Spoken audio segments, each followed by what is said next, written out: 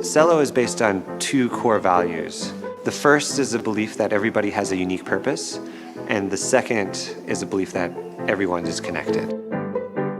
Celo's mission is to build a monetary system that creates conditions of prosperity for all. And what we see today is 1.7 billion people in the world who are unbanked or underbanked.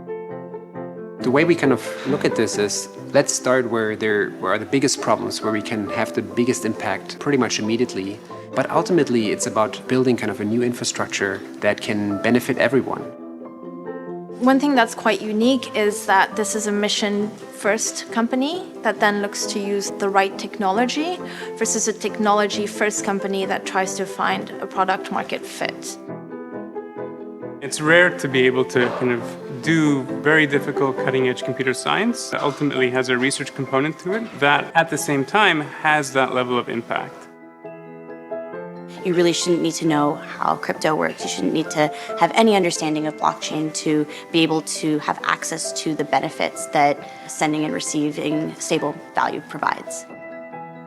When you see some of the problems, like very high fees for even just sending money to a friend, or the lack of credit scores prohibiting people from getting access to a loan, or even just the ability to send money across borders, there's a lot of potential to improve that and to make sending money as easy as sending a text. We're trying to create a global monetary system that works for everybody. And in order to do that, we have to make sure everyone's perspectives are brought together, because everyone adds a unique and different perspective. Office culture is incredibly open, warm, fun, whether it's a technical decision or just banter. Everyone brings so much to the table. We have folks who've accomplished incredible things in a variety of domains, whether it's global development, whether it's scaling startups, running large organizations. Everyone really brings something different. Not only is everyone here really smart and really intelligent, but we're all united by this kind of core mission to really help people around the world.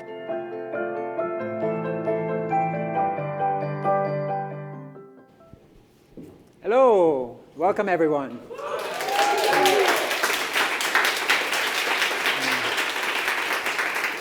Welcome everyone here in San Francisco, as well as at our events in Berlin, Buenos Aires, Nairobi, New York, and of course everyone joining on the live stream. My name is René Reinsberg, and I'm one of the founders of Celo. This is a journey that began about 2 years ago when my co-founders Seb, Merrick, and I felt like the time was right to start working on a new technology stack for a better monetary system. One that would be open and accessible to all, one that could enable economic prosperity for all. And today we're open sourcing our entire code base and design, and we're also launching publicly the first prototype of Celo's platform, the Alfajores testnet and the accompanying wallet. So this is an early milestone, but it's very exciting to see how many people have already joined this movement. Whether it's the 50 people contributing to Celo on the C-Labs team, or fellows around the world, early backers such as Andreessen Horowitz and Polychain Capital, mission-aligned organizations like Give Directly and the UN World Food Program, or the over 6,400 community members who've been following our progress and joining us on events. We've actually held over 64 community events around the world so far, from Seoul to Beirut to Dar es Salaam, and just earlier this week, Mexico City. So this is actually a great time to thank everyone who's helped us get here so far. So I want to personally say thank you. But also welcome the many new faces to our community. As for today's agenda, we'll first hear from my colleague Nitya why Celo matters and how it addresses some of the shortcomings of the existing financial system. We'll then have Asa walk us through some of the technical details of the Celo protocol and some of the exciting key innovations behind it. And then we'll share a little bit of an outlook to what we think Celo can enable longer term. At the end, there will be a Q&A, and so for folks on the live stream, in the description, there's a little link so you can add your questions, and we're excited to start the conversation today. But first, and some of you may be wondering, why would you name, your first testnet after some cookies? And so let me tell you a little story. So there's Hugo. Hugo and his wife live in rural Argentina, and they're trying to make ends meet and deal with hyperinflation. And so Hugo is running a few side businesses, one including making fresh, delicious alfajores. And we met him while we were doing user research in Argentina, and we felt it would be really nice to name our first testnet for Hugo and folks like him that are looking for stable, sound currency. And we also feel that this connection, or this reference to food is actually very appropriate. Food is commonly gifted. It's a humble, essential fabric that links sort of us to our communities each day. And so we feel that's very appropriate, not just for the work we're doing today, but for what we think Celo could be in the future. And with that, welcome again, and I'll hand it over to Nitya.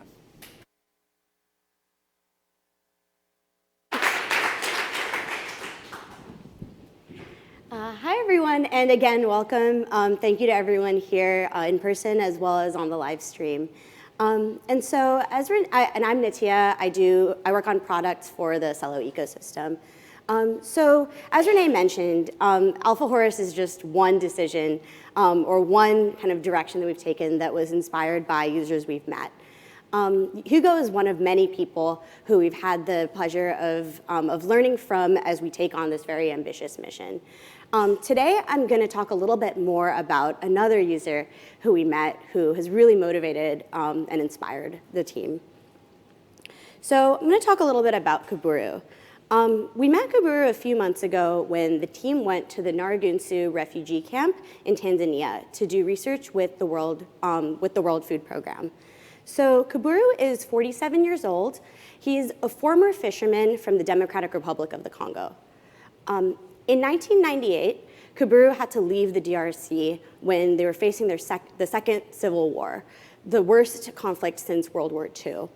And he's lived in Nyarugusu for the last 22 years. So Kaburu has some sense of stability now. However, there are certain things that his circumstances prevent him from accessing and that prevent him from reaching his full potential. Though Kaburu has a smartphone that he can use to access the world, to access others, mobile money is impossible for him to access due to legal restrictions. Because he has no ID, even the most basic financial instruments are off limits. Even saving cash is not an option because of threats to physical safety and theft. Kaburu can't build wealth, and the last 22 years he spent in limbo as a result. So unfortunately, Kaburu is not alone in the challenges he faces with the current financial system and that affect his livelihood. Kaburu is one of 1.7 billion people globally who are unbanked and one of 1.1 billion people globally who have no formal ID. Even if Kaburu had access to digital money, he would have to pay remittance fees of up to $15 to send a payment abroad and could incur transfer fees of up to 20%. So I think it's clear here that there's a large gap in what is available currently and what would be ideal for someone like Kaburu. So next I'm going to talk just a little bit about how the Celo team has approached kind of solving this problem to date, or has approached making progress here. So kind of in seeing the needs of people like Kaburu as one example and what exists, it's really clear that we need to be holistic in understanding the needs of users and work with them to really make progress and to improve upon what exists. So a little bit about Celo. Celo is a financial product for people like Kuburu that's powered by a full stack solution comprised of a social wallet app today with hopefully many more applications to come, all built on a platform with stable store of value and lightweight identity to provide easy means of transferring value. So today we're excited to be releasing the alpha version of the Celo wallet for Android, powered by the Alfajores test network that Renee mentioned earlier. So our test application is currently available for Android with iOS coming later this year. So I'm going to talk a little bit today about one example of how we took an end user need and built with someone like Kuburu to solve a need that exists. So I'm just going to talk about one example. So identity. So identity really comes down to a question of access. So without identity, it's impossible for someone to find you, and it's similarly impossible to find others. So for people like Kuburu, cell phones already provide some access, but today that access doesn't extend to money. So the way that the Celo Identity Protocol addresses this is in enabling people to map their phone number to a Celo address. So through this on-chain mapping, someone's phone number links access to funds. And so the protocol relies on mapping of phone number hashes to blockchain addresses. And in one step, this enables two things. So one, it allows for mobile payments to occur. And two, it enables for low-cost blockchain-based transfers that remove the hassle of dealing with cumbersome addresses. So now with just an Android phone and a phone number, a user can now receive payments. So now we'll go ahead and see how this plays out for a user, and I'll be walking through the experience of how this looks as someone's just getting started with the Celo wallet. So I guess first a couple of things that we're really excited about with the wallet. So one, it's fully self-custodied. So this means that Kuburu and only Kuburu can access his funds. Two, we can receive payments without already having an address. So this is also really exciting because it means that you can send money to someone else without waiting for them to get set up first. And third, we run an ultralight client on the phone, which Asa will be telling us more about. So now taking a look at the experience, we see that, so right now we're just going to wait for this video to kind of wrap up, and then we're going to walk through the initial flow of getting started on Celo. And so here we just see the end of the verification process. And I'll talk a little bit more about what this is a little bit later. But as we get started with Celo, key to getting started is an invitation code. So you'll see this invitation code in just a little bit. It looks a lot like what you might get if a friend refers you to any of your favorite apps today. But there's a lot going on kind of under the hood. So this invitation code is actually a temporary wallet. So why might someone need a temporary wallet? In order to pay for the computation to get verified, it's necessary to have some funds first to pay for gas or on-chain computation. And so what we see here is we're going to input this invite code. And now what we have is the user now has access to enough funds to get verified. And so once we're done confirming this, we're going to move into the verification process. So what happens now is 3 text messages are sent from different places. This ensures that the user has access to the phone number that they're verifying. And so what we see now is once these 3 different attestations are received, the user, we know, has access to this number, and they can now go ahead and get transported into an experience where they can easily send money to anyone who's on Celo and receive money from anyone as well. And with that, I'm going to hand things over to Asa, who's going to talk more about the protocol powering this whole experience.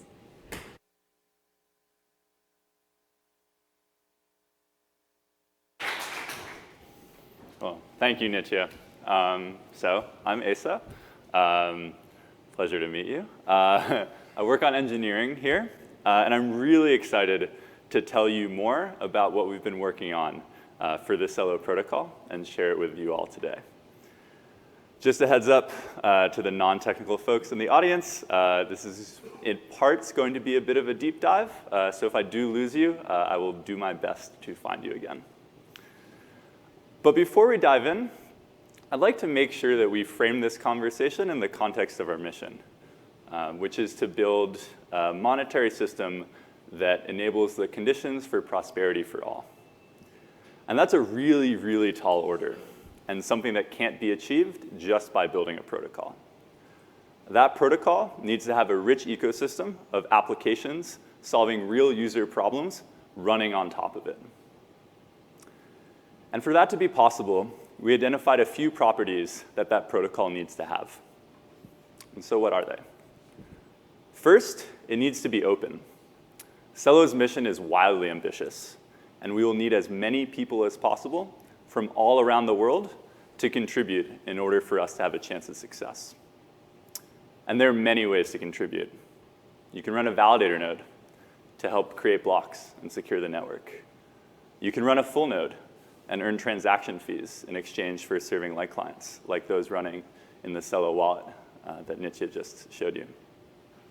You can participate in validator elections and on-chain governance by staking Celo Gold, the native token of the Celo platform. And because Celo is an open source project, you can contribute code and documentation on GitHub as of this morning. Second, it needs to be programmable so that anybody can build on top of it. This project has a really large surface area. And in order for us to have a chance at success on delivering on our mission, we chose to build on some of the crypto community's best work, Ethereum. This means that the Celo protocol is fully EVM compatible. And while we expect that the best user experiences built on top of Celo will take advantage of some of its unique features, this does mean that all of your favorite Ethereum dApps and developer tools will work on the Celo platform. Finally, it needs to be mobile first, built for low resource environments. In order to achieve prosperity for all, it really makes sense to start with those who have yet to achieve it. And while many of these folks have a cell phone plan, have a cell phone, a smartphone, they often they're constrained in other ways. They might have kind of limited access to charge their phone. They might have high bandwidth costs or low tech and financial literacy. And the features of the Celo protocol were really designed with these people in mind. And so where there are many such features, I'd like to quickly highlight just these 7 of them behind me and end with a deeper dive into the last 2. The first feature is stable value currencies. So for millions of people around the world, their local fiat currency is failing them, and in many cases due to hyperinflation. And in the extreme cases, this is really devastating. Just as an example, year-over-year inflation estimates for Venezuela last year, I think hover around 1,000,000%, which is staggering, right? And so in circumstances like this, people seek to move wealth into more stable assets, but often face obstacles in doing so. And so we built an algorithmic stability protocol that allows us to peg ERC20-like tokens to real-world assets, starting with the US dollar, so that stable value currencies can be accessible to everybody all around the world. Celo has a lightweight identity protocol that allows for a decentralized mapping of phone numbers to public keys that powers the user experience that my friend Nitya just showed you. Celo has on-chain governance so that anyone with Celo Gold can participate in protocol decision-making. Celo runs on a Byzantine fault-tolerant-based proof-of-stake protocol so that users see their transactions finalized quickly and with low transaction fees. Celo is programmable so that anybody can build applications on top, such as decentralized peer-to-peer lending. And I'll spend a bit more time on these last 2 features because I think they're a really nice illustration of how user research drove some of our decision-making around the Celo protocol. So the first feature that I'd like to dive into is the ability to pay for transaction fees in stable value currencies like Celo dollars. So I was actually fortunate enough to be in the Naragisu camp earlier this year and have the opportunity to talk to Kaburu. And when we were demoing an early version of our wallet application, he had some questions about what Celo Gold was used for. And he wasn't the only one. This is actually kind of a common thread through a lot of our interviews during that trip. And of course, if you're familiar with cryptocurrencies, one answer is that it can be used to pay for transaction fees. In order to keep cryptocurrency networks secure, transactions need to have fees associated with them, usually payable in the native currency of the platform, in our case, Celo Gold, which means that if Kaburu were to receive a cash transfer from an agency like the UN, and then take that cash transfer and go to buy food at a local merchant, he would need a balance in both Celo dollars and Celo Gold in order to make that purchase. And I think we probably all feel this very intuitively. That's a really confusing user experience. Kaburu should not need to hold balances in 2 different currencies just to transfer one of them. And he doesn't, because paying for transactions in ERC20-like currencies is natively supported on the Celo platform. So how does it work? It's actually really easy to add support for this. It's only a few lines of code. You just need to extend the ERC20 interface to support 2 additional functions, one to debit the transaction fee, and one to credit the transaction fee, and that's it. And you can do this in as little as half a dozen lines of code. Second feature that I'd like to dive into is our ultra-light sync protocol. So as I mentioned before, the Celo platform is designed for users in resource-constrained environments. Pictured here is one of the cell phone charging stations in Naragisu, at which residents can pay to leave their phones charging for an hour or 2 at a time. Charging is unavailable because it's powered by solar when it's cloudy, when it's raining, and it costs a couple hundred shillings. And cell phone data plans are even more expensive. Many residents, in fact, all of the ones we talked to, are unable to afford as much data as they would like to use. And virtually all of them disable and curate the apps that run on their phone to remove applications that they perceive as being too data hungry. And so in order to build a truly inclusive protocol, it's really imperative that Celo be able to work well in low resource settings. And so that's what inspired our ultra-light sync protocol. So how does that work? Well, it really all starts with the BFT-based consensus algorithm that underpins the Celo network. Each day, or epoch, a new set of validator nodes is elected to block produce. The difference between this new set of validators and the previous set of validators is written into the block header of the last block of that epoch. And so for an ultralight node to sync with the network, all it really needs to do is figure out what the current validator set is. And so in order to do that, you just download the last header of each epoch and apply the validator set diff. And as an ultralight node, once you have that current validator set built up, you can validate any header in that epoch just by checking the signatures. And so this requires downloading literally tens of thousands of times fewer headers than the kind of typical light client sync. And it's, best of all, it's fully compatible with the light Ethereum subprotocol, which means that ultralight nodes can ask full nodes for Merkle proofs of state, allowing them to trustlessly participate in the Celo protocol. And we're actually working to make it even lighter. So BLS signature aggregation will allow us to reduce the size of these headers by up to 90%. And zero-knowledge proofs will allow us to bundle kind of a number of these syncing operations all into one, further reducing the amount of data that an ultralight node needs to download in order to sync with the blockchain. I'm excited to say, really excited to say, that all of these amazing features are live right now on Alfajores. If you want to learn more, I'd encourage you to check out our documentation at docs.celo.org, where you can find explanations of everything I just told you about and much more. And you can even get your hands dirty by walking through some of our tutorials around how to run a validator node or a full node. Finally, as of today, all of Celo is open source. And I would invite you all to visit github.com/celo-org, where you can get up close and personal with everything that we've built and work together with us on our mission to build a monetary system that creates the conditions for prosperity for all. And with that, I'd like to turn it over to my colleague Will to tell you more about that mission and some of our plans for the future.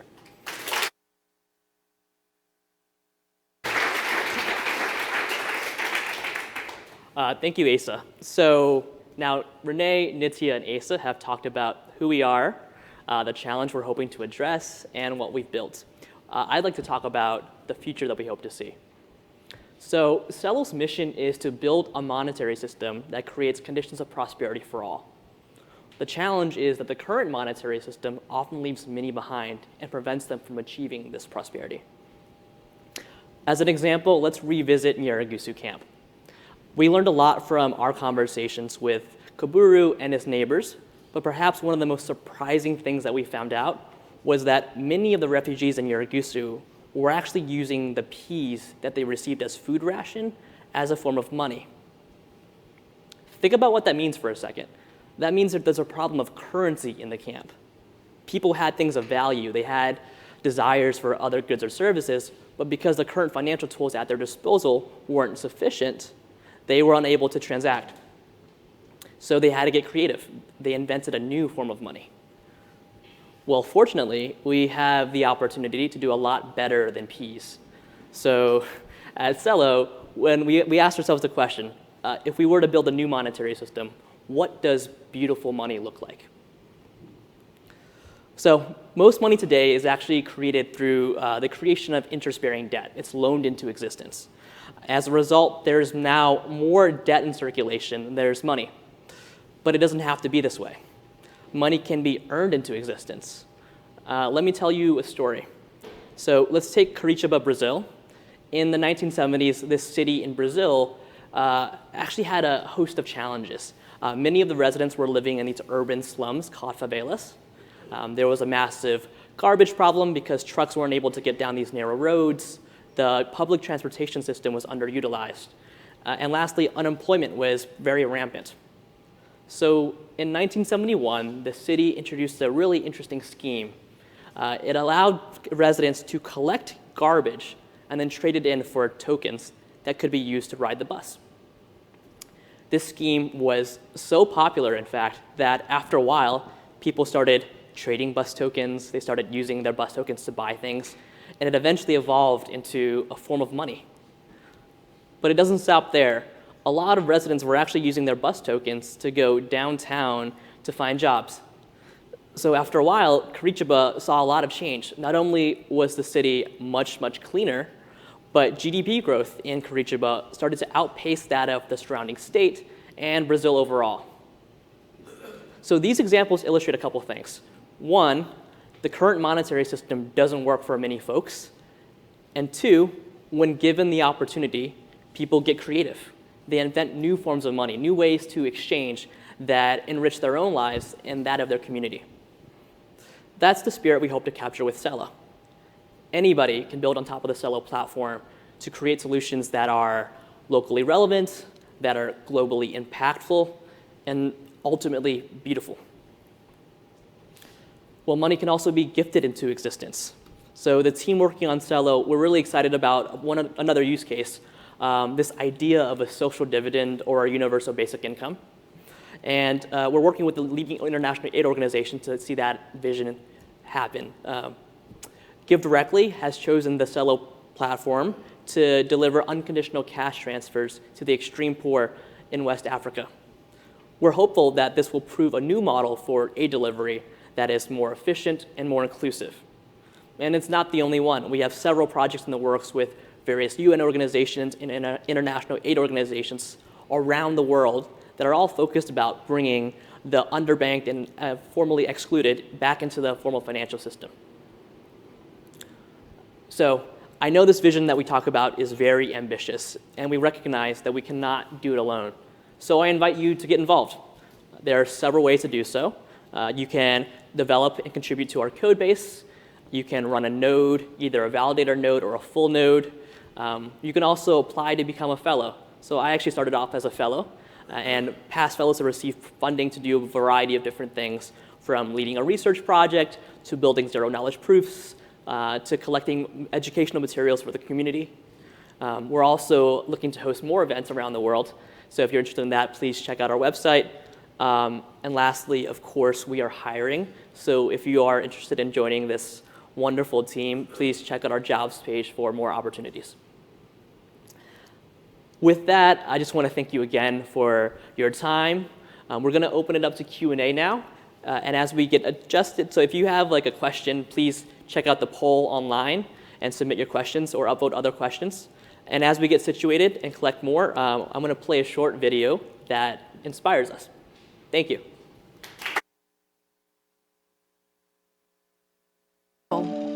A token, a symbol of hard work, of skills, for trust between people.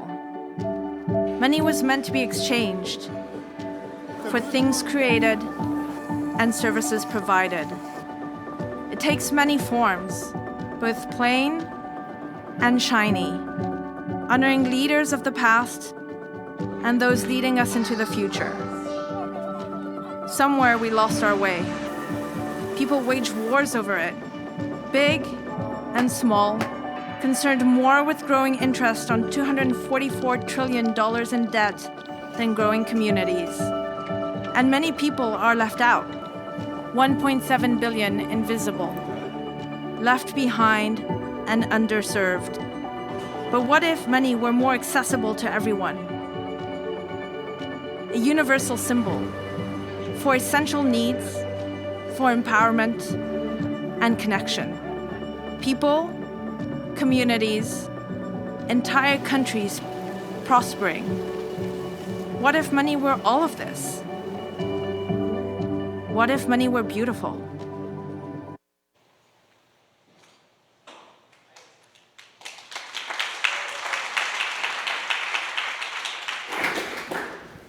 Rons, do we have some questions?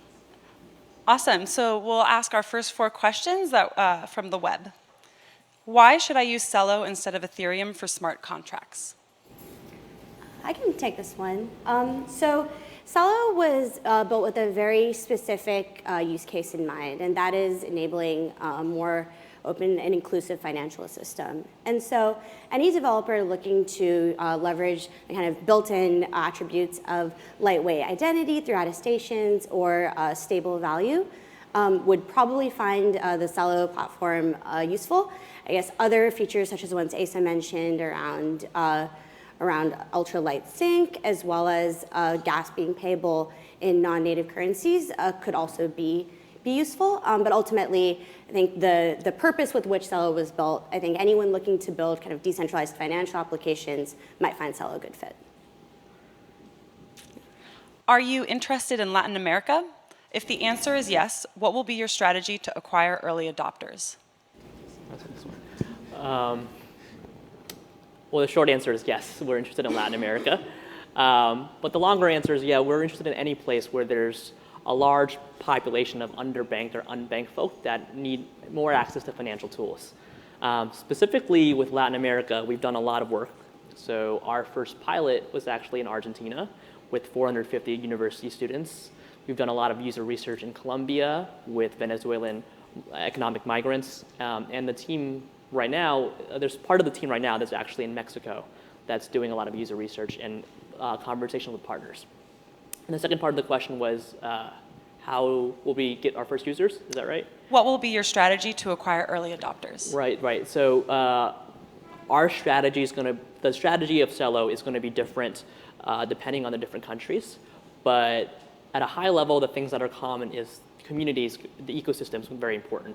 And so We hope that in each of these countries, there will be a robust ecosystem of partners, of developers, of users that will enable Celo to grow and for folks to use it. Great. The next question was submitted from Nairobi. Asa, what are you most excited about on the protocol side for the rest of the year? I guess I should take this one. Yeah, it's a really good question. And I think the answer could be really long. If I had to pick one thing, I think it would be some of our research around privacy. So if you kind of think about, I guess, the expected users of the Celo platform, they're really some of the most vulnerable people in the world. And so if the platform doesn't properly protect their privacy, things could go really poorly for them. So we're kind of currently doing some research into how can we provide kind of the same guarantee, like privacy guarantees that Zcash has, but at the smart contract layer rather than kind of native, like at the lower level of the protocol. And the reason we're interested in doing that is because this kind of allows for, if you're familiar with Zcash, this allows for kind of like a shared privacy pool across tokens rather than kind of having like individual sectioned off privacy for each one, which provides actually additional privacy guarantees. And so we're doing some research into like a new type of Merkle structure that allows for fewer updates when inserting a commitment into the Merkle tree, which means it's much more efficient in terms of the in gas usage and the storage that each full node needs to save in order for this to be possible. Great. We'll open up questions to our San Francisco audience after this question from New York. How are developers incentivized to build on Celo?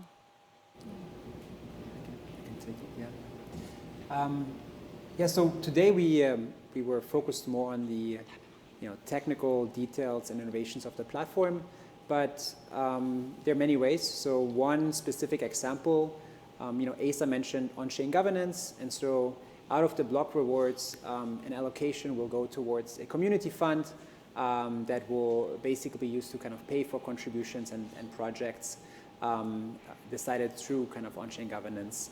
But there are many other ways. So, very excited about some of the upcoming announcements we'll have around that in the coming weeks and months from also some of our community members. Hi, I was wondering, so if Kaburu loses his phone or forgets his password, how does he get his money? Yeah, that's a great question. So overall, the self-custody aspect of things relies upon a backup phrase. And so today, if you lose your backup phrase, just like with any other self-custodied system, you do lose access to your funds. And so user education and user research around the best practices for keeping these things safe is something that we actively are working on right now. Other options that we've explored involve leveraging kind of sharing, like some of the social fabric that exists. So potentially Kaburu could trust different people with different parts of his seed phrase. So that could just be one option. And we're exploring kind of further things there to come.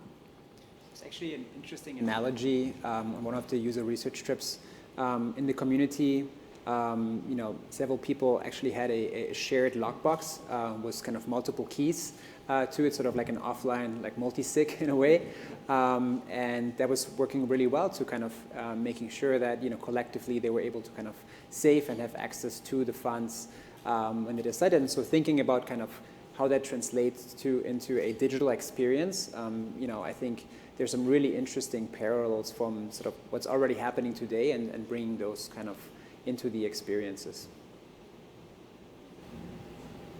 Thanks. First, I just want to thank everyone from Celo for hosting this great event. I definitely learned a lot. I wanted to talk about, you talked about privacy. And I was wondering if you could share how you think about privacy, especially for individual users, which is very important, but then also from sort of the financial regulation side of concerns about anti-money laundering, terrorist financing, and how do you kind of thread both of those very important but somewhat disparate ideas? Awesome. Yeah, I can take it. Yeah, without making this like a regulatory or policy debate, I think it's really important to be considerate of both kind of aspects, right? On the one hand, of course, you want to comply with all the laws and regulations around the world. On the other hand, and this doesn't necessarily need to be at odds with that, if you think about sort of consumer protections and the individual right to privacy, right? I think that's very important. That's particularly important, as Asa mentioned, to the most vulnerable populations. And so we feel there's a great approach here that we can bring, and we hope that some of our work and some of the work that others in the industry drive around privacy will actually shape how we as a society move from or move towards this cashless society, which is certainly something that's happening, but do so in a responsible way. We'll take the next 3 questions from online submissions. Facebook's Libra has a mission very similar to Celo. How will it affect Celo, given all the obvious power and advantages that Facebook already has? I think that's a you one.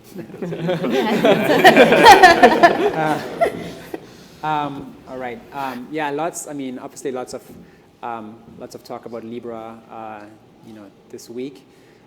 I think generally it's been great to have sort of their megaphone directed at the issue that we're, I think equally passionate about solving. And so even just thinking about Facebook using that megaphone to create awareness for crypto with sort of mainstream users, I think is really powerful, and kind of explaining some of the key concepts and workings of the technology.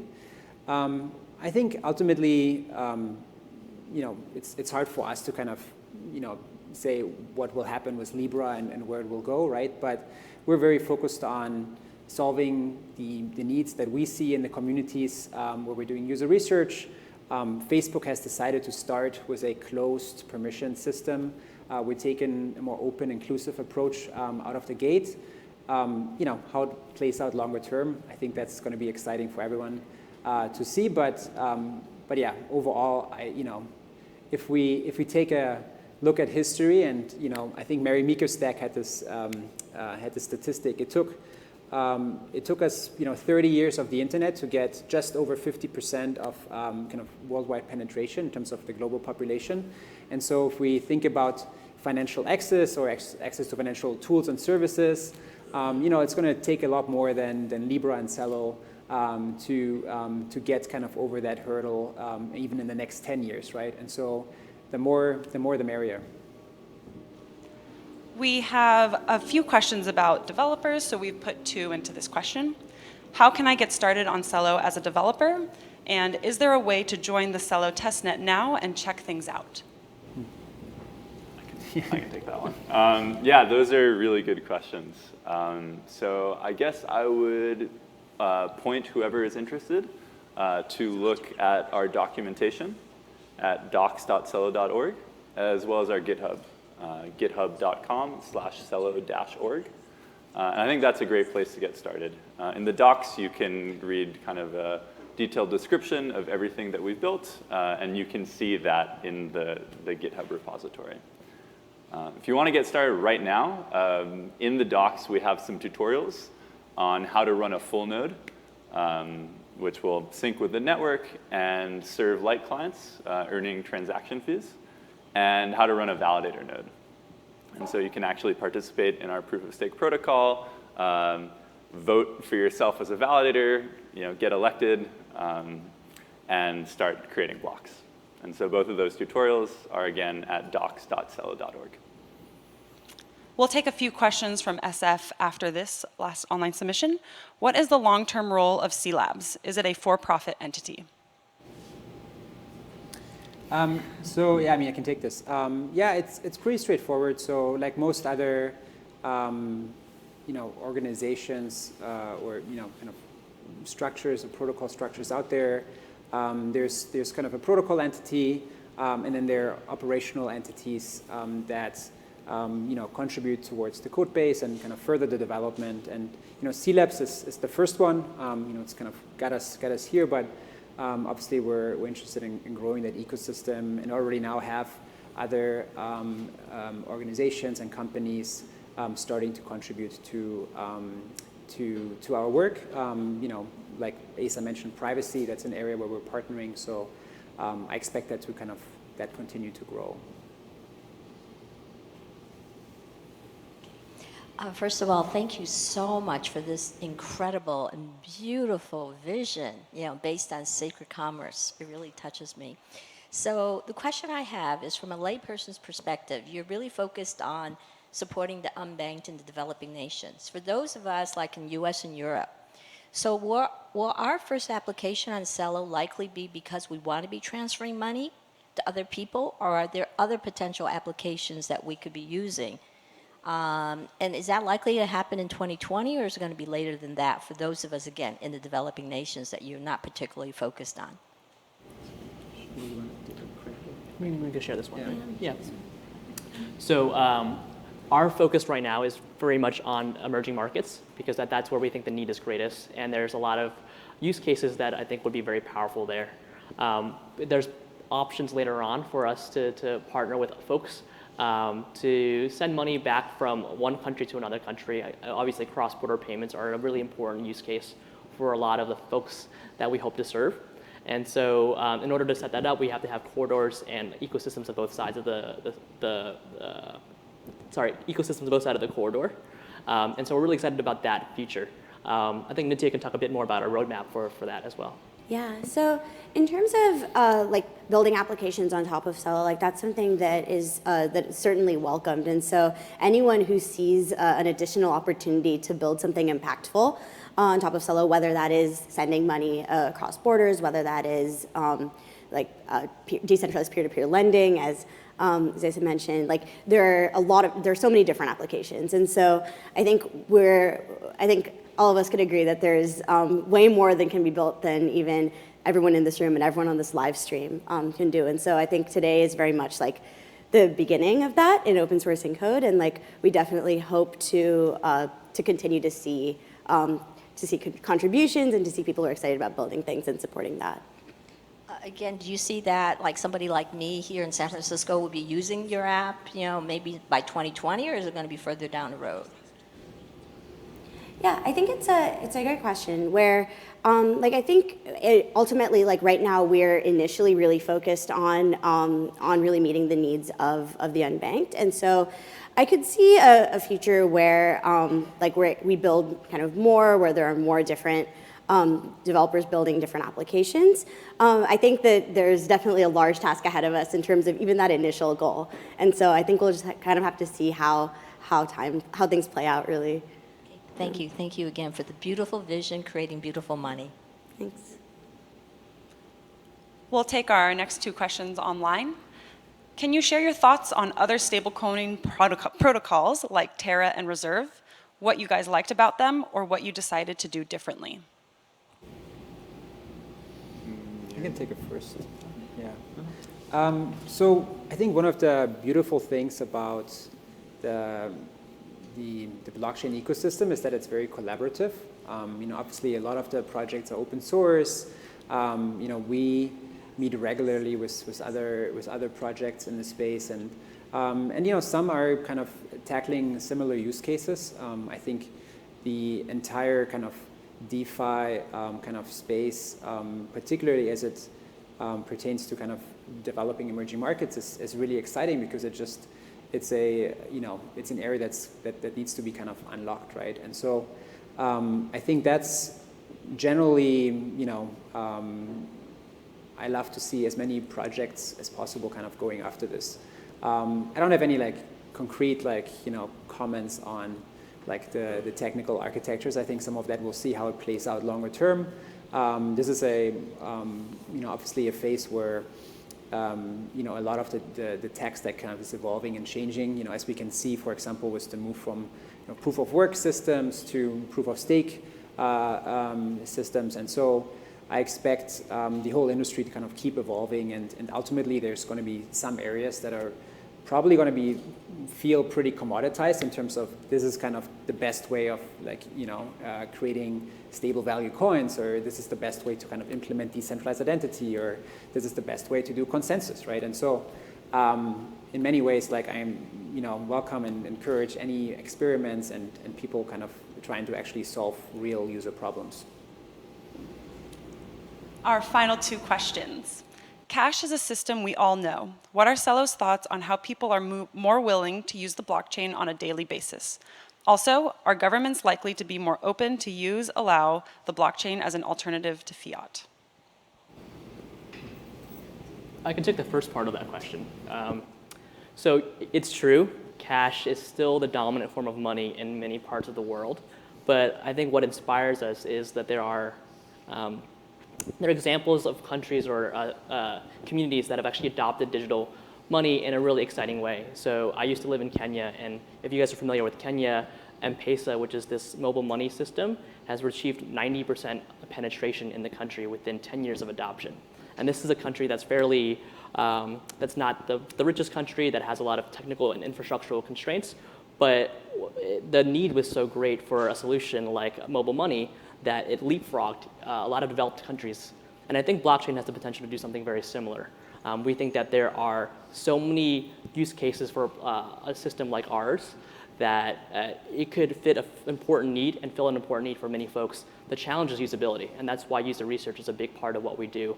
We want to make sure that our solutions are resonant, are easy to use, and that's why a lot of the things that Ace talked about in the protocol are super paramount.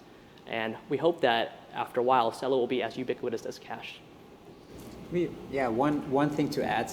Obviously, cash is not going to go away overnight, right? I think in many markets, cash will kind of remain, important part of sort of the social kind of payment fabric.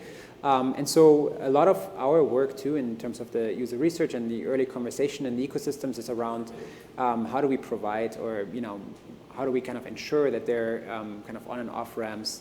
Some of this work is already underway with respect to kind of cryptocurrencies more generally, but particularly with respect to Celo, it's important to us that if this is, for example, being used for cash transfers in West Africa, that people actually have the ability to pay with Celo currency to top up their phone, to pay at a local merchant. And so I think it's really important to as Will said earlier, to look at the ecosystem kind of holistically and make sure that we're not just providing sort of this digital currency kind of in vacuum, but it's kind of it's actually useful from day one. Great. This will be our last question. We received many really wonderful questions. So to preface this, we'll be hosting meetups around the world to answer those questions more. How does Celo simplify developers' experience compared to Ethereum?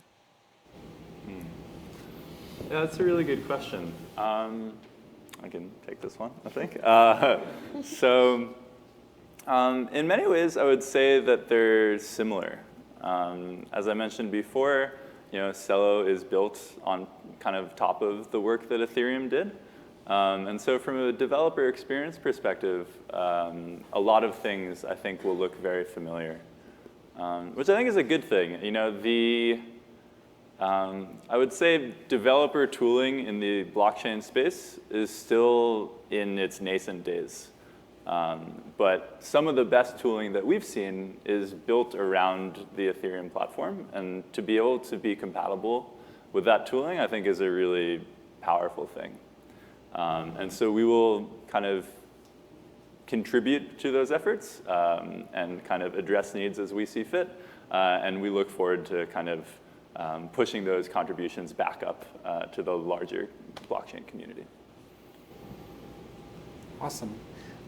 So we'll be around here in San Francisco to kind of answer more questions in the audience here. I know we have team members in actually all locations today as well to answer any additional questions. And then I'd also again like to direct you to the Celo website for other community events kicking off later today with kind of office hours. And so really this is the first step. This is the beginning in getting your feedback, getting your inputs, and working more closely together. And so we're excited for everyone joining today. And again, thank you, everyone, and looking forward to working together.